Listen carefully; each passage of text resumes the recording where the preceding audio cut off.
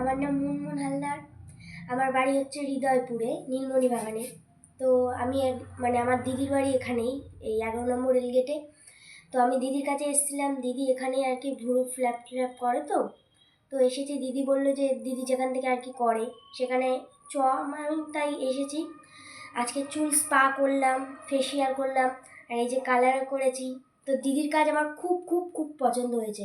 আমি দিদির নাম্বারটাও নিয়ে নিয়েছি, যার কারণে যে যদি আবার মানে আমাদের পাশে তো অনেকেই আসে, তো তাদেরকেও বলবো। আর আপনারাও পারলে এখানে আসুন, খুব খুব দিদির হাতের কাজ খুব সুন্দর, দারুণ। আর আজকে তুমি হেয়ার কালার করিয়ে স্যাটিসফাইড তো মনের মতো?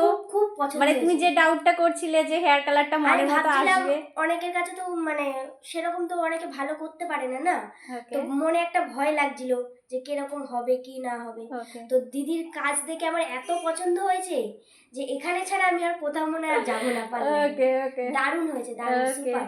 Thank you, welcome.